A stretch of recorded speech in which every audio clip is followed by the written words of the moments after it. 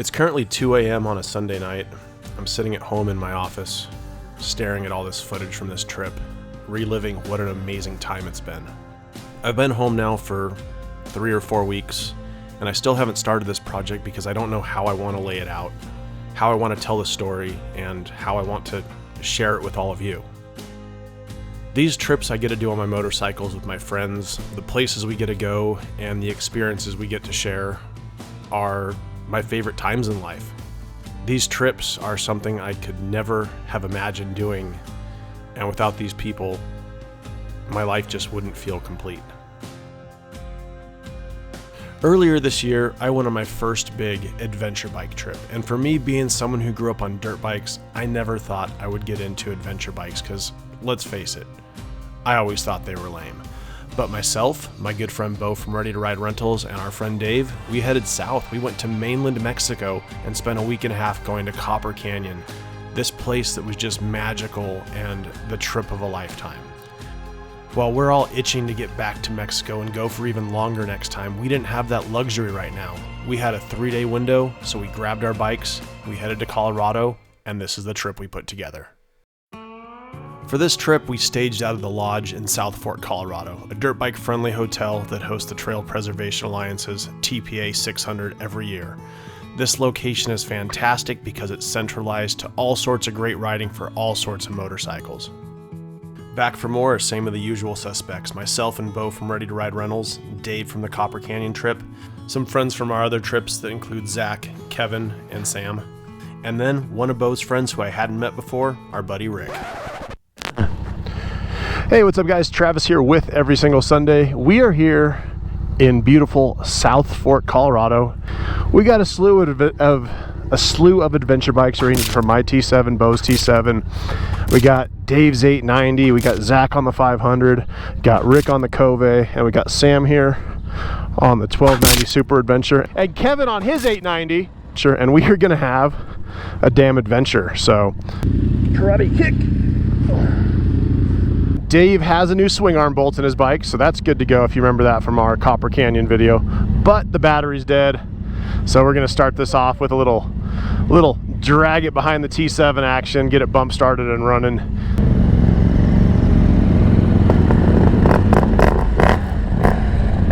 Oh yeah, baby, back on the big bike. I'm excited for this one. So today's route, we are gonna be heading way up there. We got about a 200-mile loop. And like I said, we're building these so we can do some adventure bike vacations in the future instead of just the hard enduro stuff we've been doing.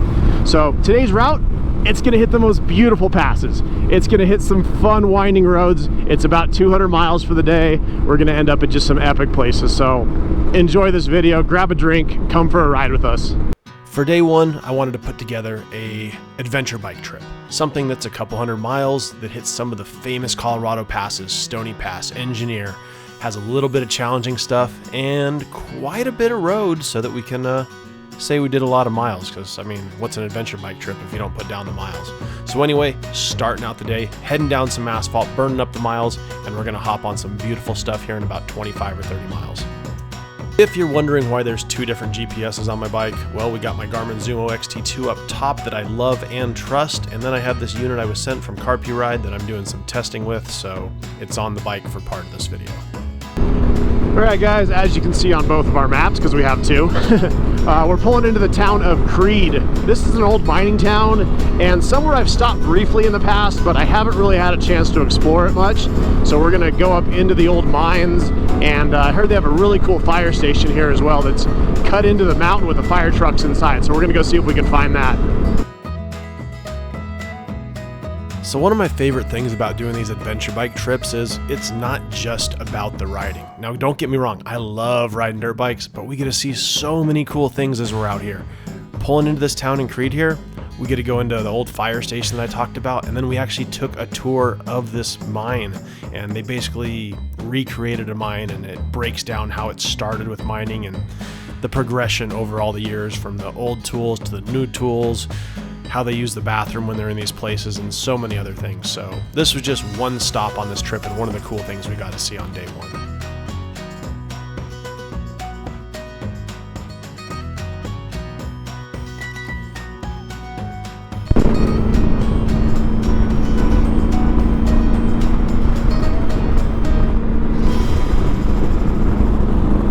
pulling out of the Creede Valley here, heading up. Gonna start working our way over towards Stony Pass. That'll be our next thing. All right, looking on our GPS up here, you can see our turn off for the day. I started drawing these tracks here initially, then tracked them back to the hotel, so the finish line's in the wrong spot. We're gonna be hanging a left here and kind of going up through this valley. We got 1, 2, 3, 4, 5, 6, 7.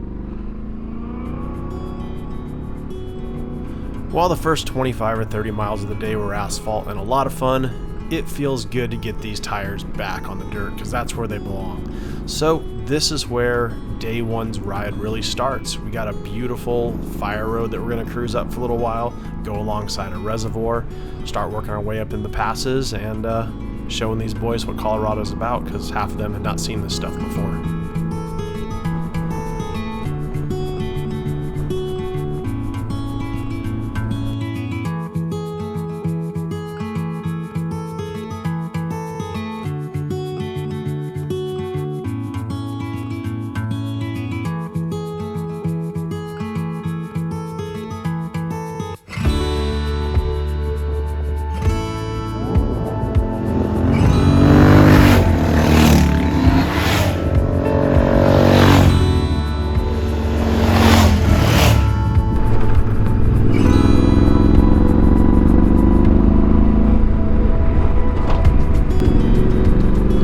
Oh my God, look at that. Talk about some views.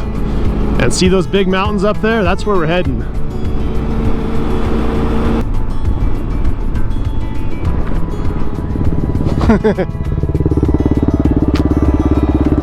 What do you guys think?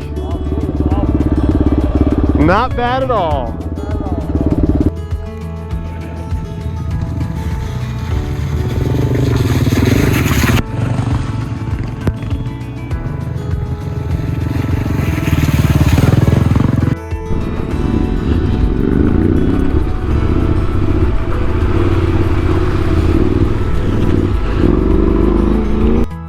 As we got closer to Stony Pass, the roads started to fall apart and become a little bit stonier, if you will.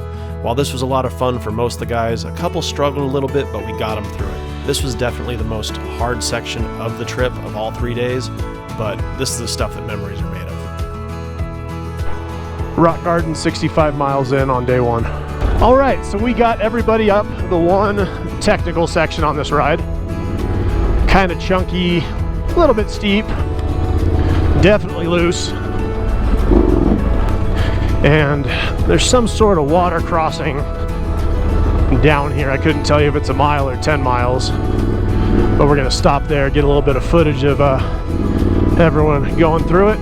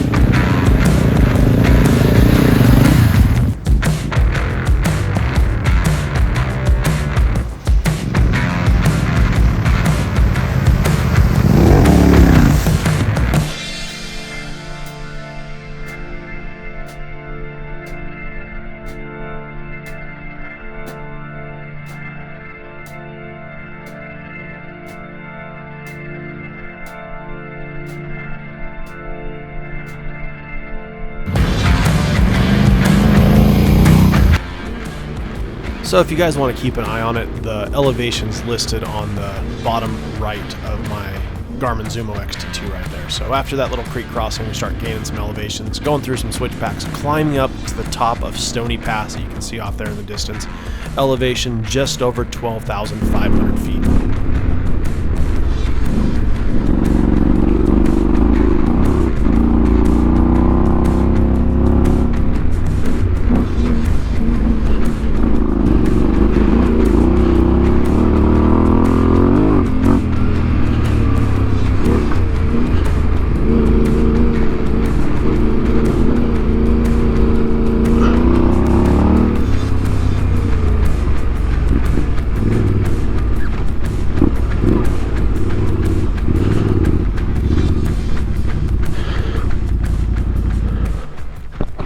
Hot damn.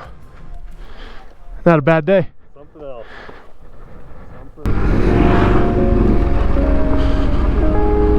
Oh yeah.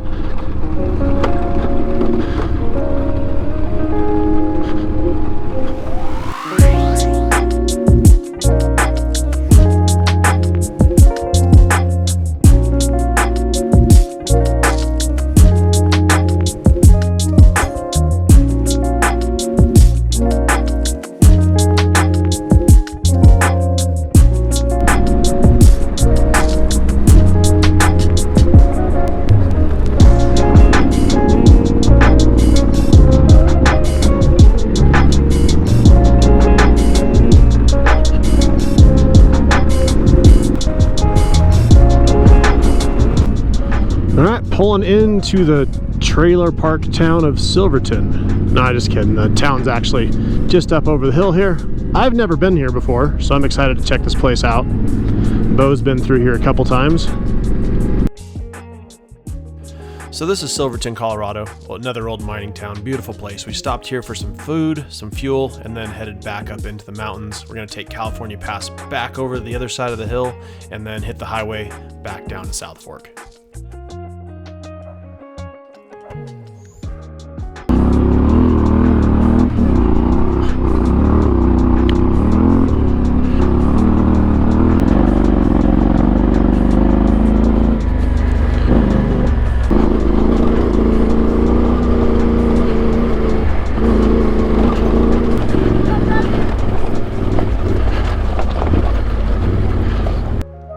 So working our way up to the top of Engineers Pass here, which is right about 13,000 feet, looking off into these views, and it just hits me on how lucky I am to be able to come out and do some of this stuff.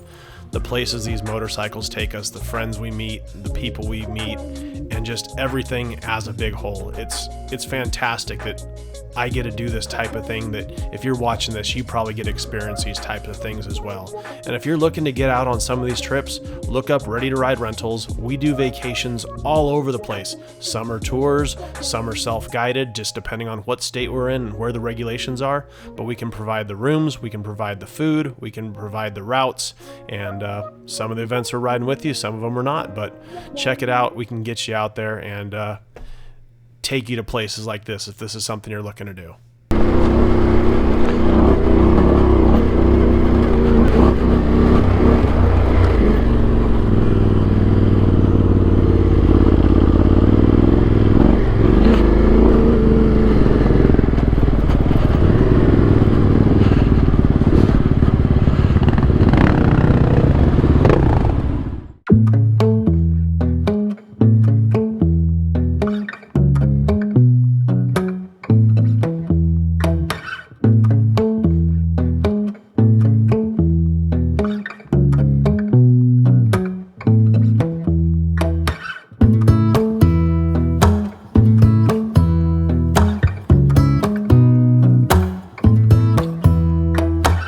So we hop back on the bikes and we don't even go a quarter mile, and I make everybody stop again because this valley to our right just looked epic, and I had to pull my drone out again to get a couple more shots of the boys because day one is still going strong.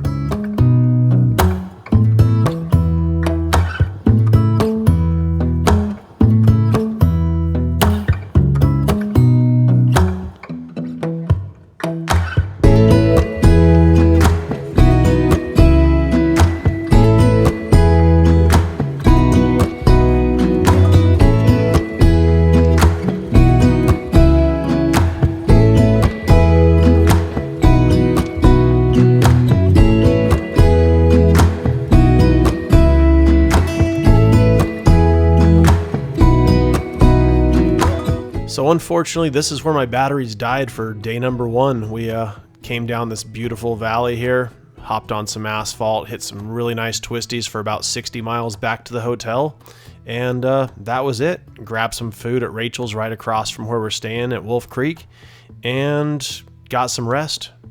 Got ready for day number two.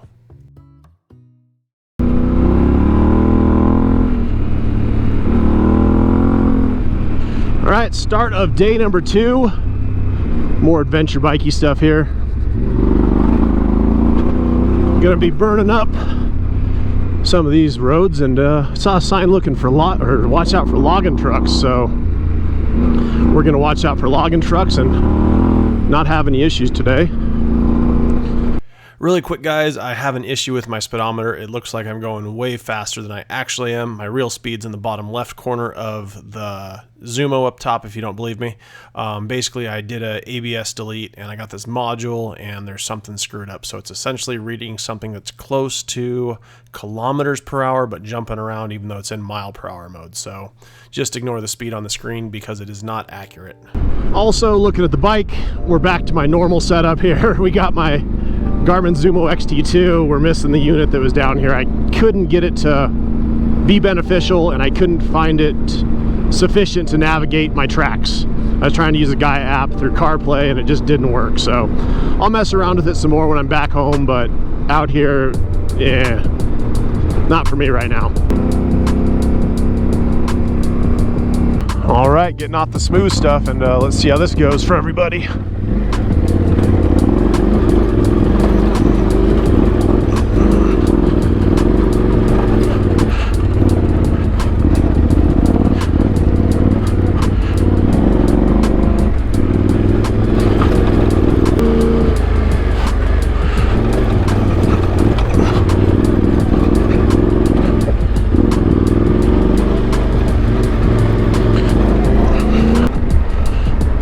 Not as bad as it was looking at the bottom. It's a little bit of a rocky spot right there to start things off. Looks like we're gonna have some switchbacks, so I assume we're gonna start climbing.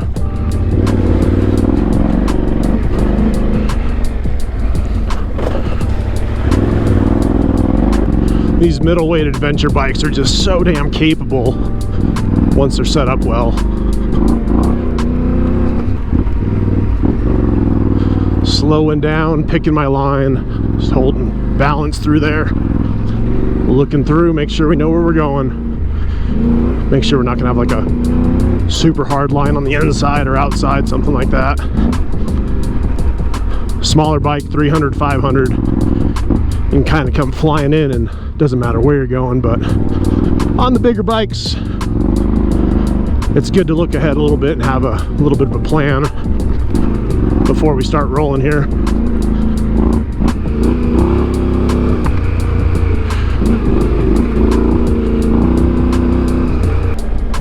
All right, up here about 10,500 feet now. Looks like we're starting to descend down the other side. I'm not sure if it's just a little valley or if this is actually the downhill for the whole trail, but been a little challenging. Nothing super hard, but just got to pay attention. A lot of loose rocks will kick you. Got to maintain some momentum through some of the climbs, but all in all, pretty damn good. Haven't not seen anybody from our whole group down yet. I should be standing up, not sitting down talking. Yeah, everyone's getting through. Sam on his big old 1290, all the other 890s, the other T7s. Zach on his 500 cheater bike.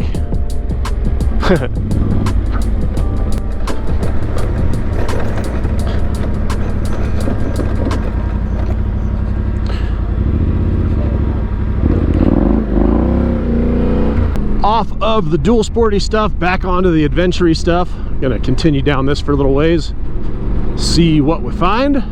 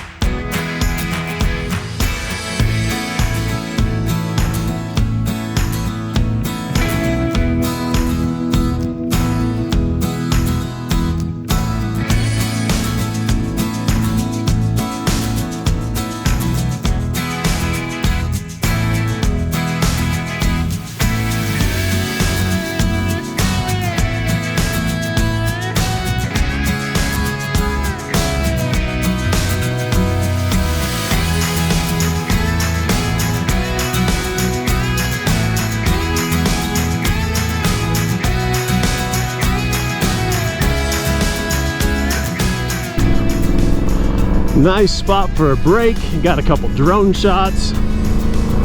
This lake actually goes up that way quite a way. I don't want to look over. There we go.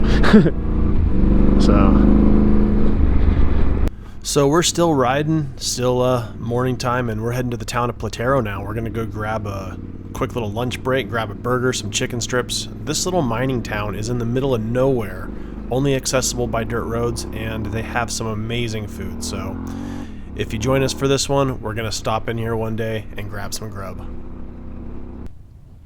Working our way down to Platoro. We're about 2 miles away.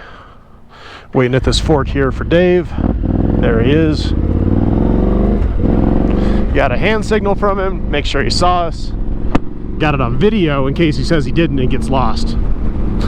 Just kidding. This group's been really good about waiting for everyone and working together not to lose people at intersections.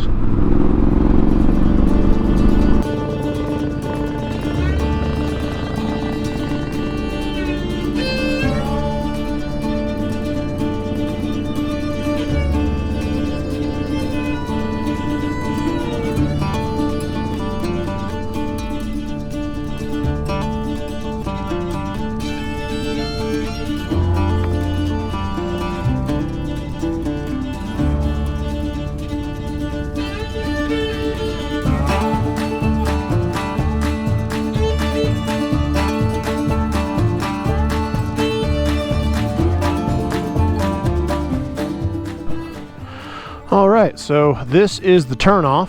I'm our sweep rider, but So basically at this point we didn't do too well on navigation. I was in the back, and we had a couple guys with GPSs towards the front but not in the front, so a couple guys took off and didn't realize what was going on. I sat here at this corner for easily 20 minutes, then decided maybe they went a different direction, so I went down the wrong road to go find them. Did about 20 miles before I finally ran into them where they were heading back. So by the time we got back to the start of this trail, it had been almost an hour from when we were supposed to be on it. So a little bit extra, did about an extra 30 or 40 miles for the day. And then coming up this hill, we had some more fun, as you'll see here in just a second.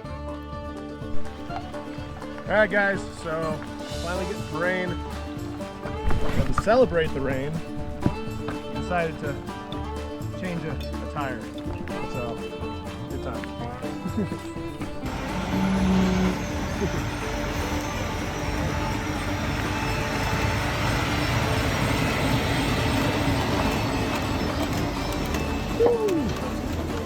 That is scary looking right there, huh?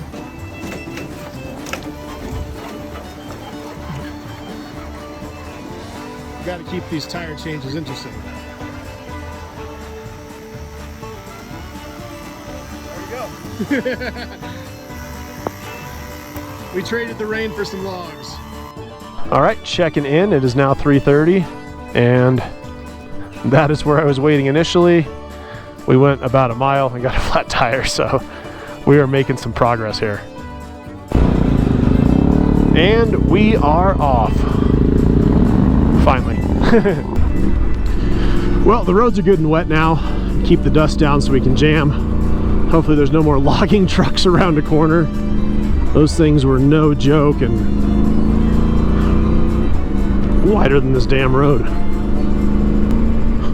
A little bit of rain and now we can actually ride up with these guys and not get dusted out. Get some good video versus just my GPS.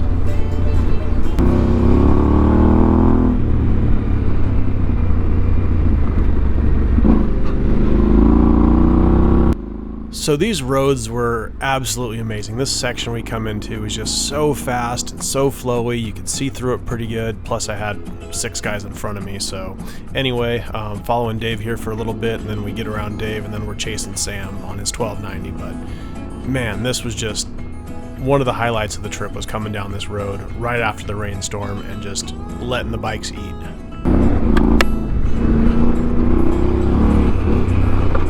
Woo! Get loose.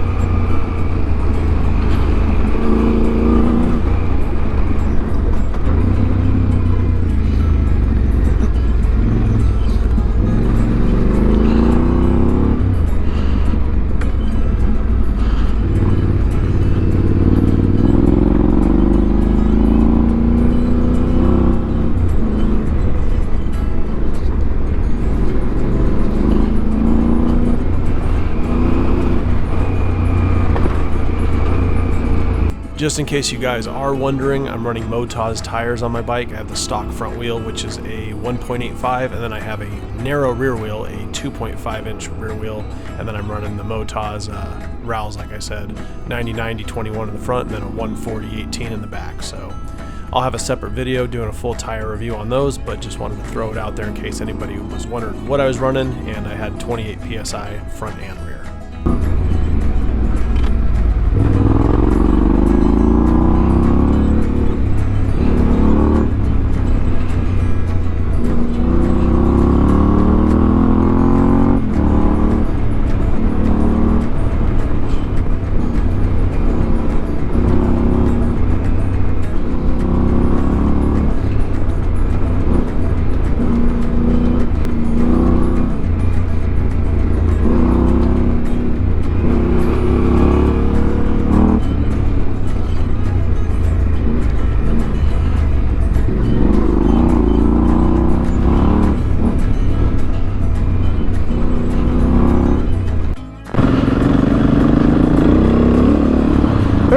We have jumped on Zach's 500 EXC. It's a 22. Got all the goodies from Taco Moto. Gonna try this thing out for a little bit. It's funny getting back on a dirt bike after riding an adventure bike all day. You just feel like you're on a little toy.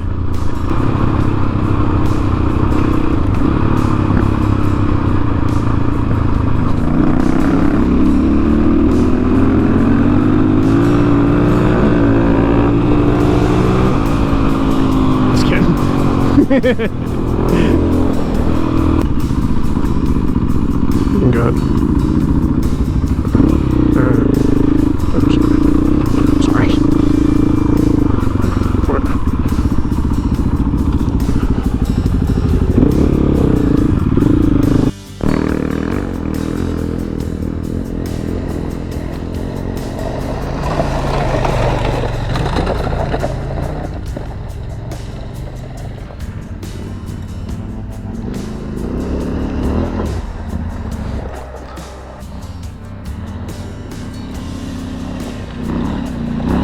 There we go, Dave. Rocking it up that hill.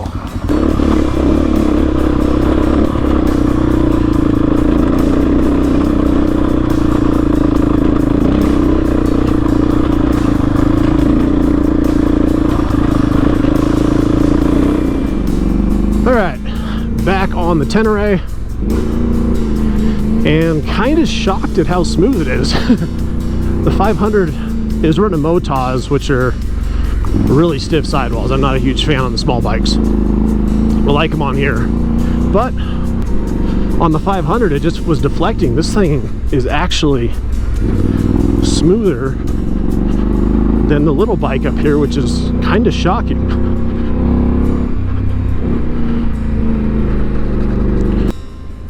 So as the day was growing longer, we were all getting a little bit tired, plus it had been a couple hours since lunch. We had the rainstorm, we had the logging truck, we had just all sorts of fun. So anyway, we got on this fast, smooth road, and we were kind of thinking this was going to take us all the way out to the highway. We ran this thing probably 35, 45 miles, something like that. Then we had a little bit more, not rocky section, but some little pebbles in the road and stuff to slow us down. But awesome day number 2. This took us back to the hotel, and we slept like rocks for sure. It had been a long day, and day 3 was the last day of the ride, so let's see what that has in store for us. All right, raining on us, so pulled over, put the rain jacket on, put on the MSR heated gloves. I'm not going to turn them on right now, but we got a little ways down. I think this is all pretty smooth, so I shouldn't get too hot.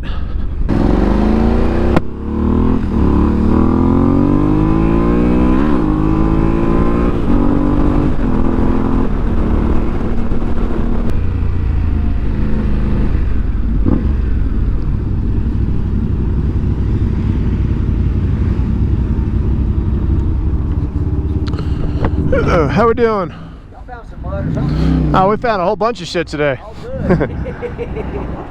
Fantastic day. Yeah, great. Mud, rain, no snow this time. Got a little wet there at the end.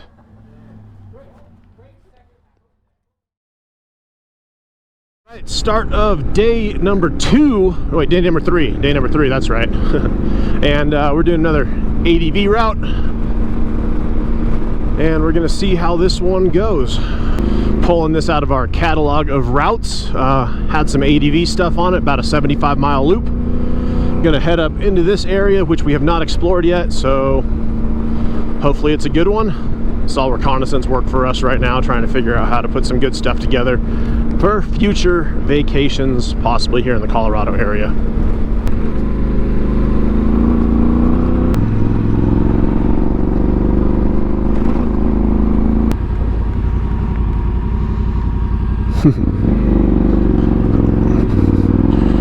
Not a bad view and still climbing up to 10,400 already.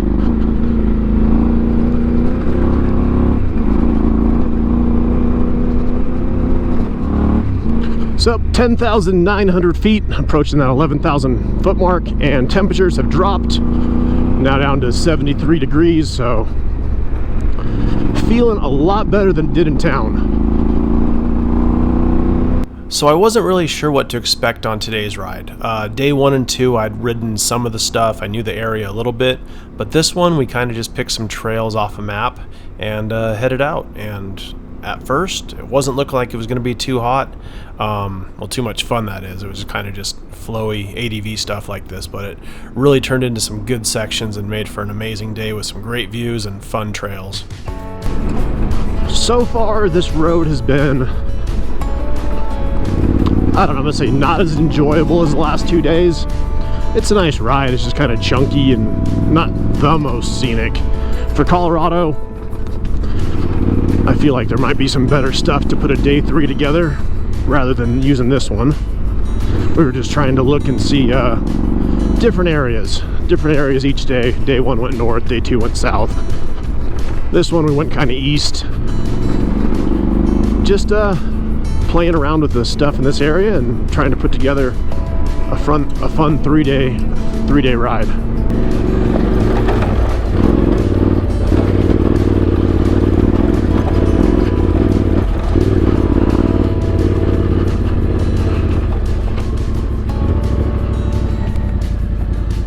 I think that burrito's got my center of gravity off.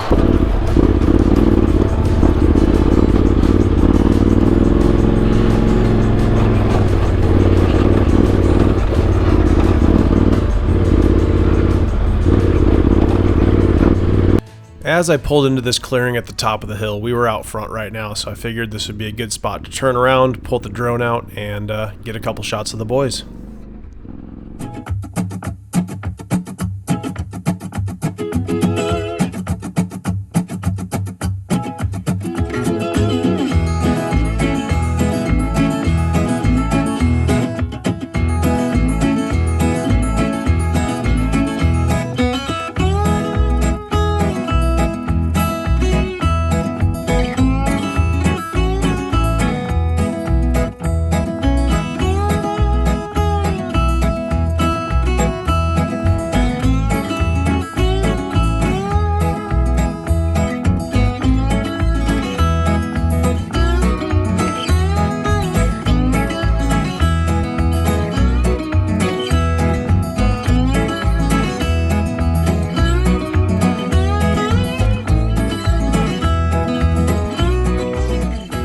So at this point I decided to trade bikes with Bo for a little bit. He's got a 24 Tenere 700, mine's a 21. I'm running the Rally Raid suspension, which is decent but still uses the stock 43mm fork.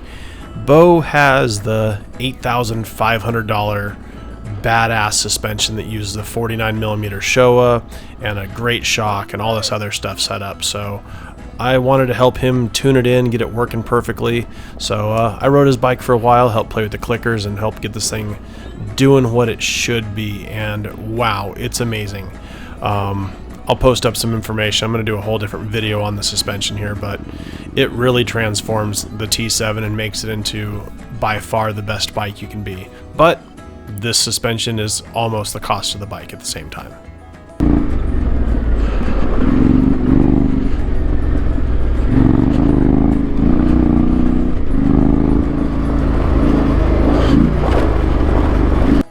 After spending an hour and a half or so on this bike with the MX Tech suspension, it is worth every penny, and if you can afford it, it's something to do. Right now it's out of my budget. I'm on the $2,000 Rally Raid stuff that is much better than stock, but this MX Tech stuff really transforms a bike, and if you're on the fence, you should definitely pull the trigger.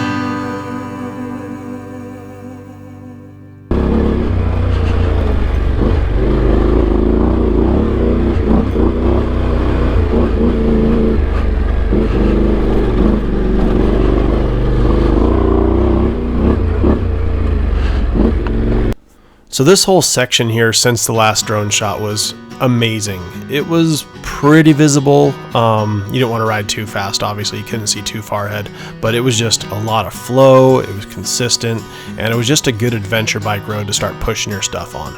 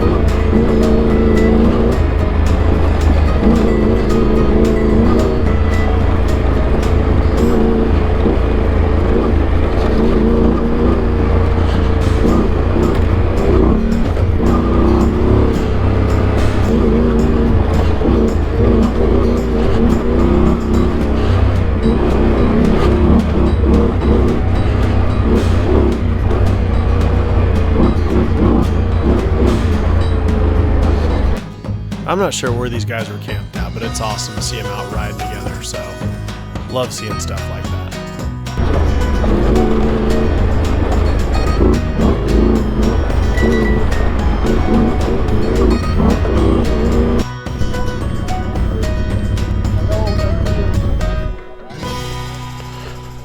Oh yeah! It's a lot easier to ride in rally.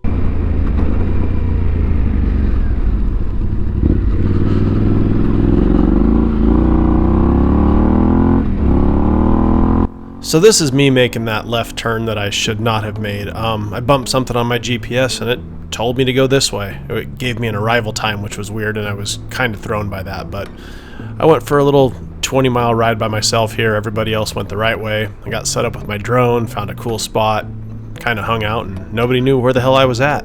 I finally figured out that I screwed up and set my GPS to the wrong destination, and went back, and everybody was back in town already and at the Frosty Freeze grabbing a burger. I went to the hotel before I checked my phone. But anyway, yep, I'm dumb too.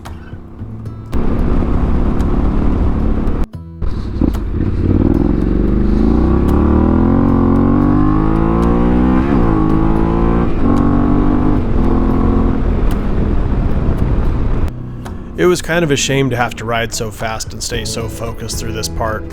Trying to catch back up to the group, I wasn't sure how far ahead of me they were, if they were waiting or what was going on. But this last little section here coming back to the highway was amazing. Some of the cliffs, some of the trees. It was just a great way to end the third day, which ended up being way better than I anticipated. The start of it wasn't the best, but the middle, the end, it was great. So we might reroute that and change day 3 around. But yeah, this part right here was just freaking amazing.